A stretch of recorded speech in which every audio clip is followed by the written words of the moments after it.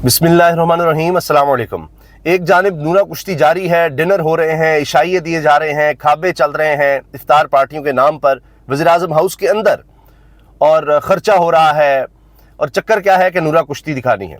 नूरा कुश्ती इसलिए कि आसिफ जरदारी ने ख़तरे की घंटी बजाई ये कहकर कि जी सिंध में तो आप नहरें ना निकालें, इससे वफाकी इकाइयों पर दबाव बढ़ रहा है। मतलब ये कि सिंध में और दीगर सूबों में बेचैनी बढ़ रही है कि आप दरिया सिंध से नहरें निकाल रहे हैं। अब ये बात उन्होंने जॉइंट सेशन से की है, जो उन्होंने तकरीर की, जिसमें हाईलाइट तो ये हुआ कि तहरीक इंसाफ ने वाकई कमाल एहतजाज किया वहाँ पर, और हर सतह पर वो रजिस्टर हुआ। साफ़ी इस बात को मानने पर मजबूर हैं कि वाकई तहरीक इंसाफ ने पार्लियामेंट के अंदर बड़ा भरपूर एहतजाज किया, और जरदारी साहब की तकरीर कोई नहीं सुन पा रहा था। हुकूमत के चेहरे भी लटके हुए थे, और वहाँ जो सफ़ीर मौजूद थे उन्होंने भी वीडियोस बनाई अपने मोबाइल्स वगैरह से। उनको भी रजिस्टर हो गया कि यहाँ पर किस तरह से एहतजाज हो रहा है और आवाज़ उठाई जा रही है। खैर, जरदारी साहब ने जब ये बात कही कि जी नहरें नहीं निकालनी चाहिए, मैं कह रहा हूँ, बतौर सदर कह रहा हूँ, और इस चीज़ को मैं समझता हूँ, और ये बात सिंध में अंदरून सिंध ख़ास तौर पर खदशात पाए जाते हैं, और इस पर पीपल्स पार्टी चूँकि हुकूमत में बैठी हुई है, और जिस तरह वो कहते हैं जी हम तो हुकूमत का हिस्सा नहीं, लेकिन सबको पता है हुकूमत के साथ हैं, तो वो तो उस तरह से भरपूर आवाज़ नहीं उठा पाते। तो जो अंदरून सिंध के लोग हैं या जमातें हैं, वो इस पर बहुत ज़्यादा आवाज़ उठा रही हैं, और इसमें तहरीक इंसाफ ने भी बीच में उनमें यानी उनके साथ आवाज़ शामिल की। तो इस पर अब जरदारी साहब ने, ज़ाहिर है उनका वोट बैंक मुतासर होने का खदशा था, तो उन्होंने भी कहा जी नहीं निकालनी चाहिए नहरें, इससे बड़े प्रेशर आ रहा है कि जी पहले ही पानी नहीं मिल रहा, फलां फलां इस तरह की बात। अब पहले ही तरबेला और मंगला डैम में कहा जा रहा है कि पानी डेड लेवल तक पहुँच चुका है, तो इससे अब प्रेशर बढ़ रहा था। लेकिन फौरी तौर पर शहबाज शरीफ ने आसिफ जरदारी साहब की इस तकरीर के बाद, जैसे इनको पता ही नहीं था क्या है क्या नहीं है, और ये अचानक हो गई सारा कुछ, मैं इसलिए कह रहा हूँ नूरा कुछ थी, तो बिलावल भुट्टो साहब को बुला लिया और उसमें बड़ा एक ज़बरदस्त इशाइया दिया है, और नज़र आ रहा है कि खाबे काफ़ी चलें, क्योंकि जो खबर रिपोर्ट हुई है उसमें बताया कि जी बिलावल से मुलाकात, वज़ीर-ए-आज़म ने तहफ़्फ़ुज़ात दूर करवाने की यकीन दहानी करवा दी, और इसमें पीपल्स पार्टी के वफ्द में काफ़ी लोग शामिल थे, मेरा ख्याल है 10 से तो यकीनन ज़्यादा थे। इसी तरह नून लीग अपने जो तस्वीर जारी हुई है उसमें नून लीग के अपने लोग हैं, यानी बुलाओ सारों को बुलाओ और खाबे चलाओ, ये तो हाल है यहाँ पर।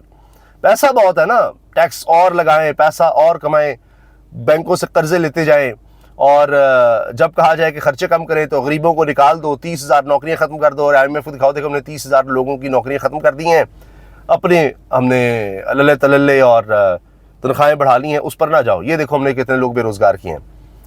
तो ये चीज़ें चल रही हैं। अब ये सब जानते हैं कि ये मामला, शहबाज शरीफ ने कहा जी हाँ जी ये नहरों का मामला हो, कुछ भी हो, ये हम तहफ़्फ़ुज़ात आपके दूर करेंगे।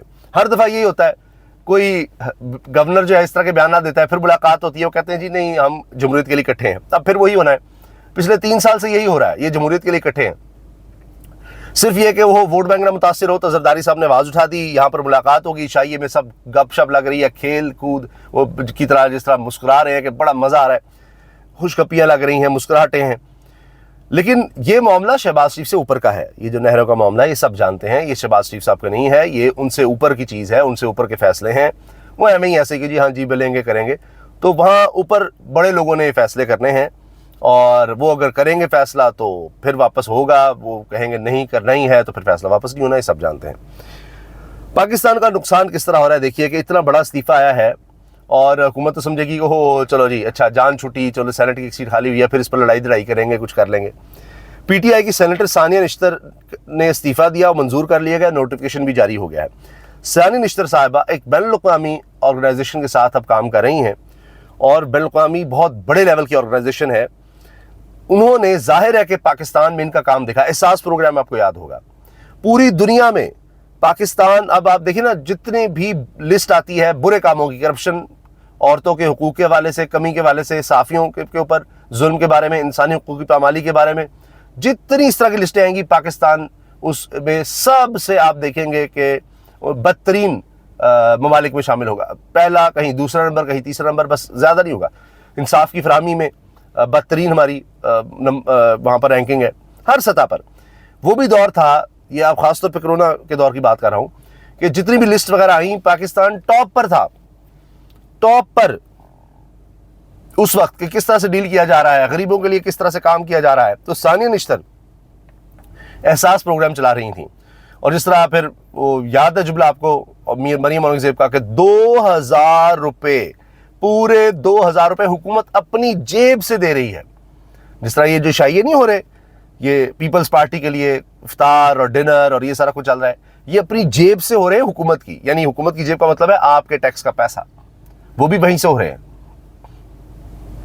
इसी तरह उस वक्त उन्होंने 2000 का, तो सारी निश्तर साहिबा का अंदाज बिल्कुल मुख्तलिफ था।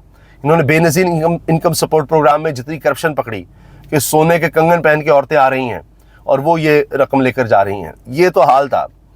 तो बहुत इन्होंने काम किया। एहसास प्रोग्राम एक बड़ा वाइड था, उसमें बहुत सी चीज़ें थी, उसमें रेडी बान, उसमें कोई भूखा ना सोए प्रोग्राम था, उसमें पनाहगाहें थीं। अब देखिए, मैं देख रहा था कि सीनियर साफ़ी बात कर रहे हैं कि फैसलाबाद में इस्लामाबाद में फैसल मस्जिद, वहाँ पर जब किसी ने इफ्तार का ऐलान किया तो इतने सैकड़ों नहीं हज़ारों लोग वहाँ पर लपके। गुर्बत इतनी है, भूख इतनी है, अंदाज़ा लगाइए आप। तो ये हाल उन्होंने कर दिया। तो सानी निश्तर साहिबा ने बड़े ज़बरदस्त प्रोग्राम शुरू किए और आज वो इस्तीफ़ा देकर चली गई हैं। ये पाकिस्तान का नुकसान है, ये हम लोगों की बदकिस्मती है कि ऐसे लोग जो इंटरनेशनल लेवल के थे, इतनी ज़बरदस्त खातून जो इतना आला काम कर रही थी, उनसे पाकिस्तान को काम लेना चाहिए था, बाकी दुनिया ले रही है। एक ब्रेन ड्रेन की एक बड़ी ये ज़बरदस्त मिसाल है। इन लोगों को बाहर ऑफर्स हो रही हैं, वो ज़ाहिर है यहाँ पर उनसे काम नहीं लिया जा रहा। यहाँ उल्टे मसाइल थे कि पता नहीं इनके घर भी छापे मारे जाएँ, क्या हो जाए। और ज़ाहिर है एहसास प्रोग्राम तो अब चला नहीं पा रही थी, सेनेट में थी, वो वहाँ पर चली गई हैं और आलमी इदारे में जाकर काम कर रही हैं। हुकूमत के लिए खुशी है कि जी एक तहरीक इंसाफ का फिल वोट कम हो गया, आगे देखेंगे क्या होगा। सेनेट के इलेक्शन तो इन्होंने करवाने नहीं है, खैबर पख्तूनख्वा में करवा नहीं रहे, जहाँ से तहरीक इंसाफ जीत सकती है उनके लोग आ सकते हैं। हुकूमत के लिए एक और मसला ये बना है कि PTI और JUI कायदीन के दरमियान मुज़ाकरात में फ़ैसला ये हुआ है कि अभी से रमज़ान मुबारक से ही हमने आगाज़ करना है तहरीक का और यानी मुज़ाहमत का। तो पहले ख्याल ये था कि रमज़ान के बाद, अब कहा रमज़ान के दौरान ही एक्टिविटीज़ शुरू कर दें मुज़ाहमत की। तो इस पर पेशरफ्त हो रही है, इस पर चीज़ें आगे बढ़ रही हैं। फजलुर रहमान साहब अपनी सियासत बचाने के लिए कुछ तो करेंगे, उनके लोग भी मारे जा रहे हैं। अमन अमान की सूरत ख़राब से ख़राब तरह है, खैबर पख्तूनख्वा में भी, बलूचिस्तान में भी, अभी उनके एक रहनुमा बलूचिस्तान में कत्ल किए गए हैं। तो ये उनको भी नज़र आ रहा है कुछ ना कुछ करना पड़ेगा। अगरचे फजलुर रहमान साहब की सारी उम्र इसमें गुजरी है, ट्रैक रिकॉर्ड यही है कि वो बस हुकूमत पर प्रेशर, जब अपोजिशन में हो, चाहे वो LFO हो मुशर्रफ दौर का, उसका साथ दिया, अपना काम निकलवाया। उसके बाद भी देखिए PDM में इनके साथ धोखा हो गया, मगर ये कि उस वक्त इन्होंने काफ़ी PDM दौर में काफ़ी मज़े ले लिए। फिर इलेक्शंस के बाद अब वो उतना हिस्सा जो एक्सपेक्ट कर रहे थे नहीं मिला, अब हुकूमत के ख़िलाफ़ चल रहे हैं, मगर 26 बयानी तरमीम में साथ भी देते हैं जहां हुकूमत में मुश्किल हो। जब ये देखेंगे हुकूमत गिरने वाली है, बिल्कुल ख़त्म हो रही है, तब जाकर ये कोई बड़ी डील कर लेंगे। तो हो सकता है इनको नज़र आ रहा हो कि हुकूमत ज़्यादा अरसा नहीं चलनी, तो तहरीक इंसाफ का साथ दिया जाए और जहाँ इनको महसूस होगा हुकूमत गिराने का वक्त आ गया है या हुकूमत गिरने वाली है, कोई मामला हो गए, फिर ही ज़्यादा एक्टिव हो जाएंगे। तो अब देखना होगा मौलाना, अगर प्रैक्टिकली सड़कों पर आते हैं तो इसका मतलब है कि फिर हुकूमत गिरने वाली है, हुकूमत गिर जाएगी। वैसे अगर मौलाना पूरी नीयत के साथ तहरीक इंसाफ का साथ दें, तहरीक तहफ़्फ़ुज़ आईन पाकिस्तान का साथ दें, क्योंकि अब ये बड़ा वाइड मिशन लेकर चल रहे हैं। इसमें ये जो जमातें कौम परस्त कही जाती हैं, इलाकाई जमातें कही जाती हैं, उनको भी साथ मिला रहे हैं। तहरीक इंसाफ अल्लाह के हत्ता के PTM और महारंग बलोच की भी बात कर रही है। महारंग बलोच को तो नोबेल इनाम के लिए नामजद भी कर दिया गया। तो उससे काफ़ी ज़्यादा प्रेशर हुकूमत पर बढ़ जाएगा और हुकूमत वाकई, ये तो कहा जाता है कि अगर मौलाना साहब नीयत के साथ आ जाए तो हुकूमत नहीं ठहर सकती। तहरीक इंसाफ भी हो, और क्योंकि इनके घरों पर छापे अगर पड़ना शुरू हो जाए, तो कह दिया गया है जो इन तहरीक इंसाफ का साथ देगा उनके रुपये छापे पड़ेंगे, उनकी भी औरतों को तंग किया जाएगा, सारा कुछ होगा, वो इशारे दे दिए गए हैं, केसेस बनेंगे, सब कुछ होगा। तो देखना यह है कि अब इसके बाद फजलुर रहमान साहब क्या करते हैं, लेकिन ये कह रहे हैं कि जी रमज़ान मुबारक में ही काम शुरू हो जाएगा। अच्छा, इसके अलावा जनाब सदर ममलकत ने जो कहा कि जी सिवान में हुकूमत की एक तरफा पॉलिसियाँ विफाक पर शदीद दबाव का बायस बन रही हैं सदर ममलकत, उसके बाद मुलाकात हो गई, सब चीज़ें इनूरा कुश्ती रफा दफा हो जाएगी। हाँ, अगर ऊपर से भाई लोग ना माने ये बात नहरों वाली, फिर मामला गड़बड़ हो सकता है, लेकिन उनको भी पता है कि ये हुकूमत कुछ नहीं कर सकती, बस वो प्रेशर इधर डालेंगे, जी देखें ये बड़ा तहरीक इंसाफ आ जाएगी, ये मसला हो जाएगा आपके लिए भी हमारे लिए भी। तो देखें ना, पीपल्स पार्टी के तहफ़्फ़ुज़ात दूर करें तो फिर हो सकता है कि ये नहरों वाला मामला रोक दिया जाए। सुन्नी इत्तेहाद कौंसिल के सरबराह साहबजादा हामिद रज़ा के घर पर मुबैना छापा और इस पर उन्होंने कहा है कि मेरे बेडरूम में घुसकर कोने कोने की तलाशी ली गई, आइंदा बगैर इतला बेडरूम तक आए तो वापस नहीं जा सकोगे, साहबजादा हामिद रज़ा की वार्निंग। उन्होंने कहा बहुत हो गया, हमारे बच्चों औरतों को हरासा किया जा रहा है, अब ये हुआ तो फिर वापस नहीं जा सकेंगे आप, ये हद हो गई है। ये काफ़ी गुस्से में नजर आए हैं। اور آج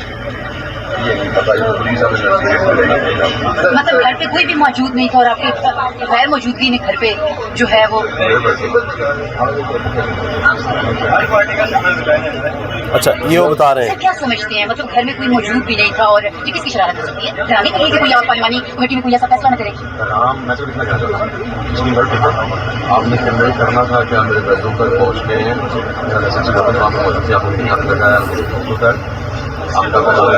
اچھا یہ آواز آپ نیکسٹ ٹائم اب ہوگا تو کہہ رہے ہیں میں نے بس اتنا کہنا تھا کہ آپ میرے بیڈ روم میں گھسے ہیں تو اس طرح گھس کر تلاش لی ہے تو آئندہ اگر کوئی اس طرح سے آئے گا تو واپس نہیں جا سکے گا. میں نے بس اتنا بتانا تھا.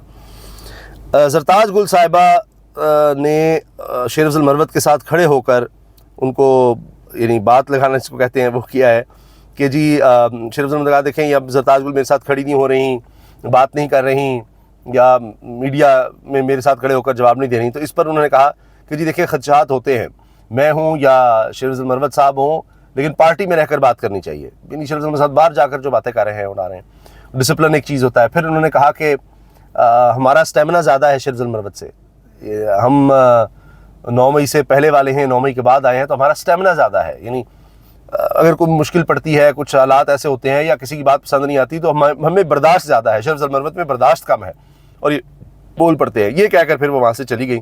تو اس کا مطلب ہے شیر افضل مروت اب مس کر رہے ہیں کہ جی لوگ میرے ساتھ نہیں ہو رہے اور میں بدنام ہو رہا ہوں, تحریک انصاف سے دور ہو رہا ہوں, کیا بچے گا.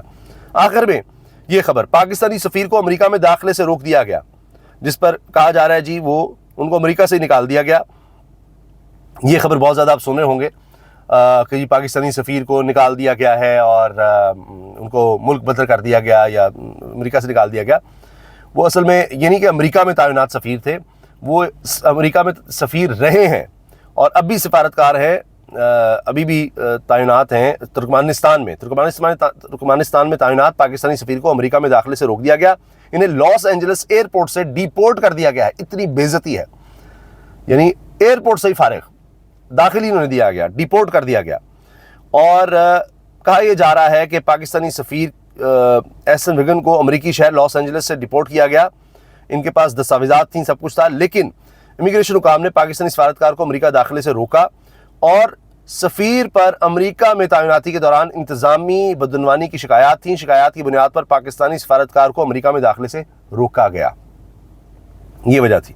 تو ہر طرف ان کی بدعنوانیاں ہی چھائی ہوئی ہیں, ہر طرف یہی خبریں آ رہی ہیں. ابھی امریکہ سے اور خبریں بھی متوقع ہیں کہ جو ابھی تک کیا گیا ہے وہ گلے پڑنے والا ہے. اجازت دیجیے, اللہ حافظ.